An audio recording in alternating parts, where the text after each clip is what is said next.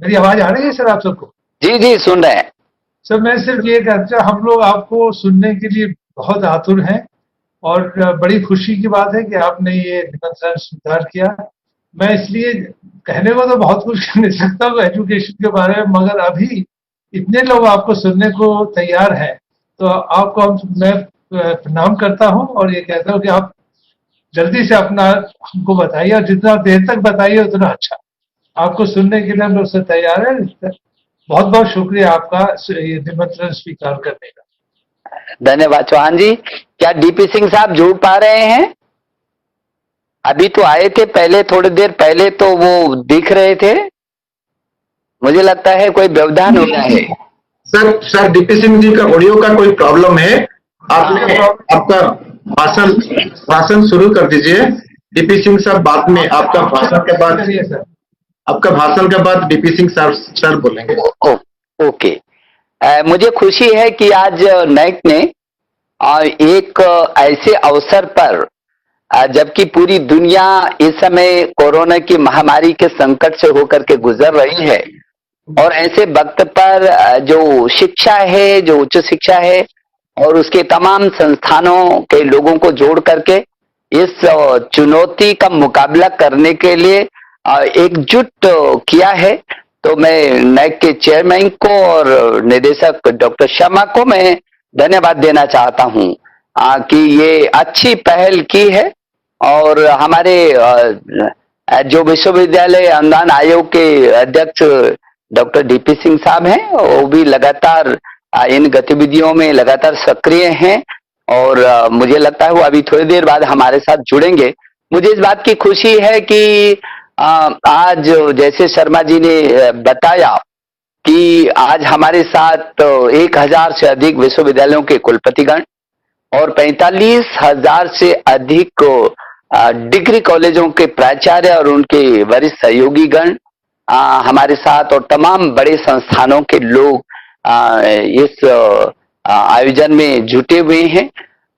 मुझे ये कहते हुए गर्व होता है कि इस बीच इस जो संकट के समय में जिस तरीके से शिक्षा विभाग ने, एजुकेशन ने अपनी गतिविधियों को तेजी से आगे बढ़ाया, और एक एक घंटा, एक एक दिन, एक एक सप्ताह और एक एक पल का उपयोग किया अपने बच्चों को, छात्र छात्राओं को, उनका मनोबल न गिरे, वो सुरक्षित रहें, वो पढ़ने की दिशा में भी आगे बढ़े। तो अभिभावक ने और अध्यापक गण ने, आप सब लोगों ने जिस तरीके से जो काम किया है, वो निश्चित रूप में भविष्य में प्रेरणाप्रद के नाम से जरूर लोग उसको महसूस करेंगे। मुझे क्योंकि मैं देश के सभी शिक्षा मंत्रियों से लगातार मैं मिला हूं, बातचीत की है, मैं देश के सभी अभिभावक गण से मिला हूं, बातचीत की है, सीधा सीधा संवाद हुआ है। मैं देश भर के सभी छात्र छात्राओं के साथ भी मैंने संवाद किया है, बीच में अध्यापक गण के साथ भी मैंने, टीचर्स के साथ भी संवाद किया है। और शर्मा जी का ये सुझाव था कि जो हमारे डिग्री कॉलेज है, विशेष करके पूरे देश के लगभग 50,000 है, 45,000 और 50,000 के बीच उनकी संख्या है, शायद 50,000 के ही आसपास होगी। तो ये इतना बड़ा जो तंत्र है उसके साथ कैसे करके एक बार संवाद हो, तो ये पहल नैक ने की है, और मुझे बहुत खुशी है। मुझे खुशी है कि आज पूरा देश का शिक्षा जगत इस समय हम लोग आपस में मिल रहे हैं, बातचीत कर रहे हैं, और इस समय मैंने देखा कि बहुत सारे प्रश्न भी आए हैं, सुझाव आए हैं। यदि वक्त होता तो एक एक प्रश्न को पढ़ा भी जाता और सुना भी जाता, लेकिन मैं संक्षिप्त में क्या क्या लगभग लोगों की मंशा है, क्योंकि लाखों लोग आज केवल 1000 विश्वविद्यालयों के और उनके सहयोगी और 45,000 50,000 डिग्री कॉलेज और उनके सहयोगी नहीं जुड़े हैं, और भी शिक्षा जगत से जो लोग हैं वो भी आज आपके साथ जुड़े हुए हैं। मुझे लगता है लाखों नहीं करोड़ों में लोग जुड़ेंगे, क्योंकि ये तो पूरा शिक्षा जगत, पूरी दुनिया का इतना बड़ा हमारा परिवार है हिंदुस्तान का, जिसमें 1000 से तो अधिक विश्वविद्यालय हैं। इस परिवार में 45,000 50,000 डिग्री कॉलेज हैं। इस परिवार में यदि स्कूली शिक्षा में मैं देखूं तो 15-16 लाख स्कूल हैं, 1 करोड़ से अधिक अध्यापक गण हैं, और कुल आबादी जितनी अमेरिका की नहीं है उससे भी ज्यादा हिंदुस्तान में छात्र और छात्राएं हैं। ये है बड़ा वैभव, ये हमारी संपदा। ये किसी भी परिवार का जो छात्र है, बच्चा है, किसी भी परिवार का, किसी भी समाज का, किसी भी राष्ट्र का वही भविष्य है, वही निधि है हमारी। उस भविष्य को संरक्षित करना, उस भविष्य को आगे बढ़ाना, उस भविष्य को किस तरीके से हम संवार करके पूरी दुनिया के सामने रख सकते हैं, ये छोटी जिम्मेदारी नहीं, बहुत बड़ी जिम्मेदारी है। और मुझे इस बात को कहते हुए गौरव महसूस होता है कि ऐसे विकट समय में भी, वैसे मैं पीछे 1 साल से लगातार चाहे हमारे कुलपति गण हैं, चाहे निदेशक गण हैं, और चाहे प्रिंसिपल गण हैं, विभिन्न क्षेत्रों के अधिकारी गण हैं, चेयरमैन लोग हैं, सबके साथ सीधा मेरा संवाद भी होता है, मीटिंग भी होती है। मैं देश के कोने कोने में विभिन्न माध्यमों से, चाहे वो दीक्षांत समारोह के रूप में आयोजित कार्यक्रम रहे होंगे या अन्य तमाम कार्यक्रमों में, लगभग देश का हर कोना मैंने इस 1 वर्ष में देखा है, संस्थानों को देखा है।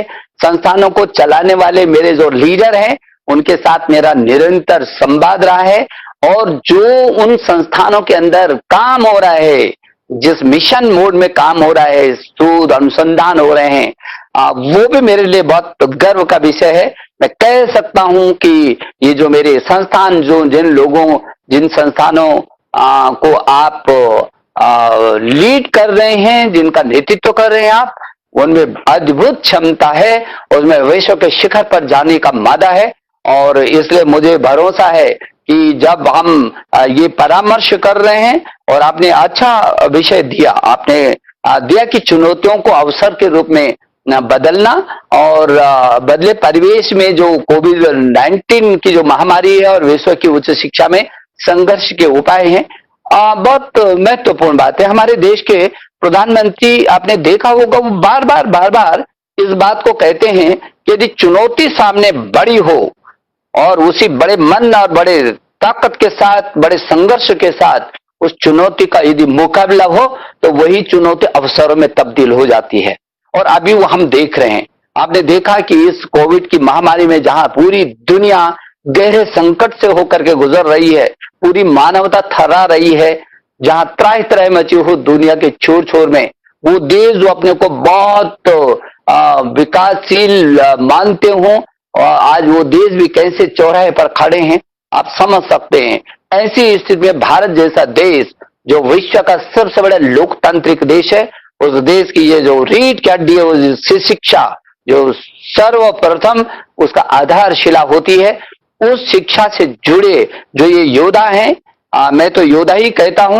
मैंने पीछे के दिनों में एक लेख भी लिखा था कि जो शिक्षा के, जो हमारे शिक्षक हैं, जो शिक्षा जगत से जुड़े हैं, ये भी कोरोना की योद्धा हैं।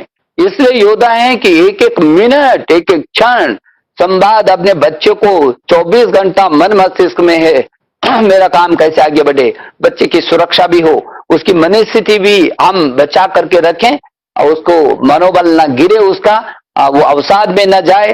चौतरफा चुनौती हम लोगों के सामने रही है, लेकिन अब जिस तरीके से उस चुनौती का आपने मुकाबला किया है, इस बीच में देख रहा हूं, देश देख रहा है, पूरी दुनिया देख रही है कि भारत का शिक्षा जगत के लोगों ने पूरी ताकत के साथ इस चुनौती का मुकाबला करने के लिए और मन बनाए है।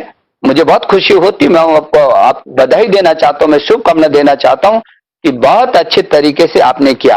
अभी मैं देख रहा था बहुत सारे सवाल आए, सवाल कुछ नई शिक्षा नीति पर हैं, सवाल ऑनलाइन शिक्षा पर हैं, सवाल जो दूरस्थ क्षेत्र में वर्तमान परिस्थिति में कैसे छात्र, यदि जिसके पास इंटरनेट की सुविधा नहीं है, वो छात्र कैसे पढ़ेगा, इस तरीके के सवाल हैं। ये महाविद्यालयों में कब परीक्षा होगी, फिर कैसे करके संस्थान खुलेंगे, इस तरीके के सवाल हैं।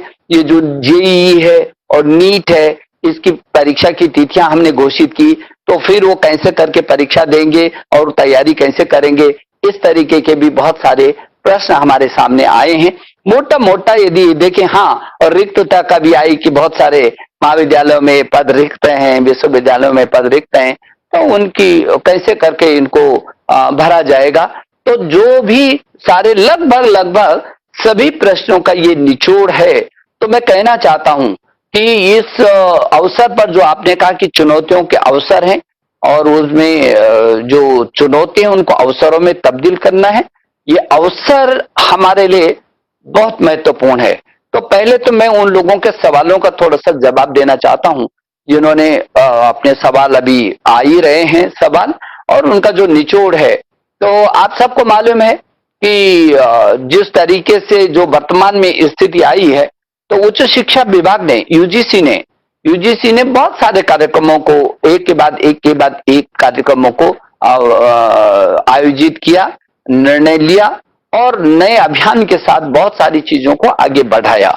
यूजीसी के स्कूली शिक्षा में जहां हम लोगों ने एनसीईआरटी में एक टास्क फोर्स गठित की कि वो तय करेगा कि किस किस तरीके से आगे इसका शैक्षणिक कैलेंडर इन प्रस्तुतियों में होगा, ऐसे ही उच्च शिक्षा में भी यूजीसी के चेयरमैन के संरक्षण में एक टास्क फोर्स नीचे वहां भी गठित की है, और जिसने पूरा का पूरा शैक्षणिक ये जो वर्तमान में परिस्थितियों में उसको कैलेंडर भी बनाया, और आगे किस तरीके से छात्र एक तो सुरक्षित रहे, एक जो छात्र अपने अपने घरों पर पहुंच गए सुरक्षित है, कुछ छात्र हमारे अभी भी जो हॉस्टल में है और उनका पारस्परिक समन्वय कैसा हो, और आगे जुलाई से परीक्षाएं सुनिश्चित की हैं।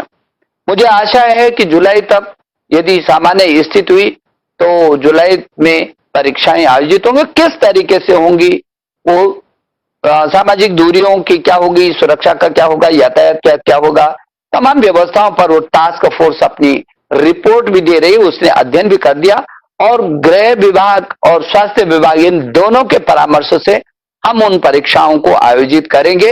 हमारे लिए छात्र की सुरक्षा पहला है, लेकिन जिन क्षेत्रों में उस समय तक भी सामान्य स्थिति नहीं होगी, उन क्षेत्रों में हम लोगों ने तय किया है कि जो फर्स्ट सेमेस्टर का छात्र होगा, पहले वर्ष का होगा, वो उसका जो आंतरिक मूल्यांकन है उसी के आधार पर उसको पदोन्नति भी दी जाएगी, जबकि दूसरे तीसरे जो वर्ष के होंगे, सेमेस्टर के होंगे, वो पहले वाले सेमेस्टर का उसका जो अंक होगा उसका 50% और जो वर्तमान में उसका आंतरिक मूल्यांकन होगा उन दोनों का तो उसके 50%, उसके 50%, इन दोनों के मूल्यांकन से उसको आगे किया जाएगा।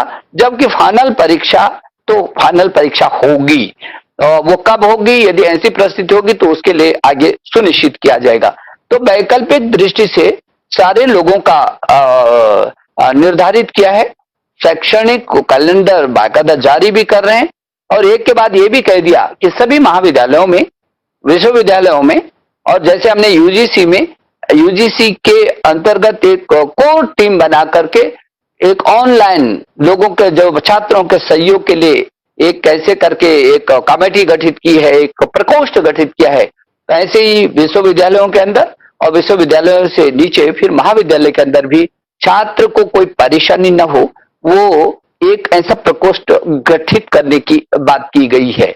लेकिन छात्र हमारे जो मेन धुरी में है वो छात्र का हित है, वो हमारी संपत्ति है। छात्र छात्रा कैसे करके सुरक्षित होकर के और आगे बढ़े, ये हम लोगों ने किया। और यूजीसी ने ये भी तय किया है कि जो भी यदि किसी को वहां पर कोई दिक्कत हो रही है तो सीधे यूजीसी के उस प्रकोष्ठ में भी वो अपनी बात कह सकता है, और जरूरत पड़ेगी तो मंत्रालय तक भी अपनी बात को रख सकता है।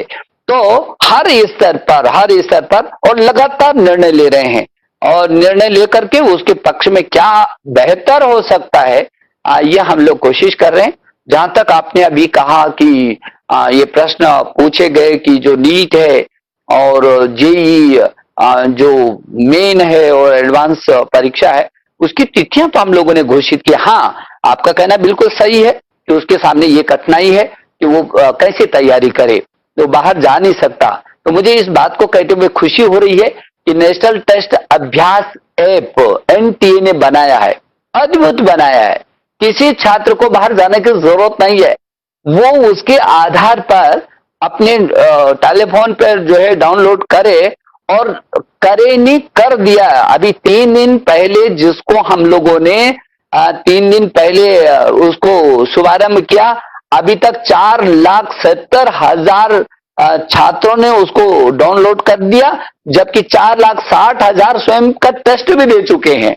तो ये अद्भुत छात्र के हित में हम लोगों ने किया कि कैसे करके इस बात को हम लोग सुनिश्चित कर सकते हैं, और जो बार बार जो है जिस तरीके से हमारे सामने परिस्थितियां आई हैं, उसको हम लगातार बोल रहे हैं। और जैसे कि आपको हमने पहले भी आग्रह किया कि जो आरोग्य सेतु जो ऐप है, उसको सभी को कहा, चाहे हमारे अध्यापक गण हैं, चाहे हमारे छात्रगण हैं, वो उनकी सुरक्षा की दृष्टि से जो स्वास्थ्य विभाग ने हमको एक सेतु दिया है हमारे जीवन को का प्रबंधन ऐसे क्षणों में अपनी सुरक्षा के लिए, तो वो जो आरोग्य सेतु ऐप है, उसको भी हमारे छात्र छात्राएं और हमारे तमाम शिक्षाविद जो है उसको भी ले रहे हैं। ये भी मुझे खुशी है।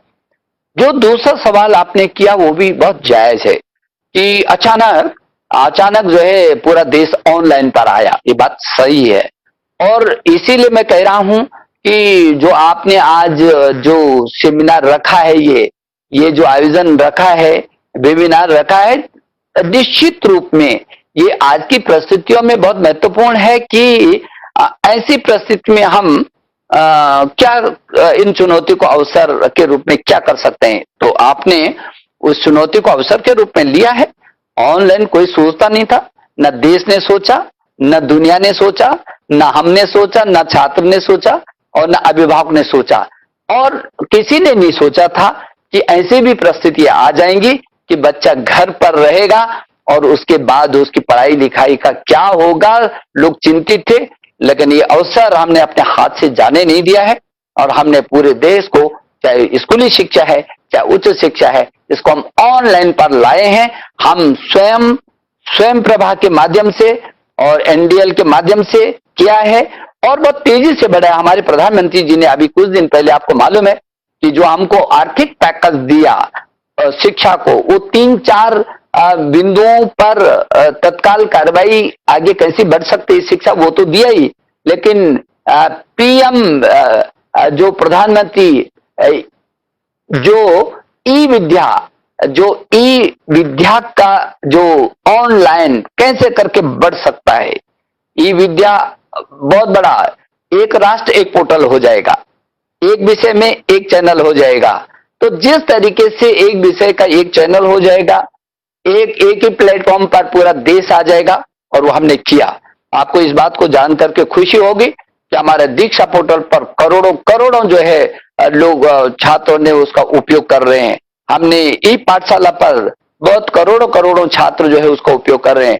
हमारे स्वयं है उच्च शिक्षा में दुनिया का सबसे बड़ा प्लेटफॉर्म हमारा हो गया ये स्वयं दुनिया का। और मुझे ऐसा लगता है कि आपकी जो दूसरी चिंता थी, वो दूसरी चिंता भी नाजायज चिंता थी कि जो छात्र बहुत दूरस्थ क्षेत्रों में है, उसके पास स्मार्ट टेलीफोन नहीं होगा, उसके पास नेट की सुविधा नहीं होगी, तो वो कैसे करेगा। इसीलिए हमने स्वयं प्रभा के जो 32 चैनल है, इन 32 चैनलों को और सशक्त किया है।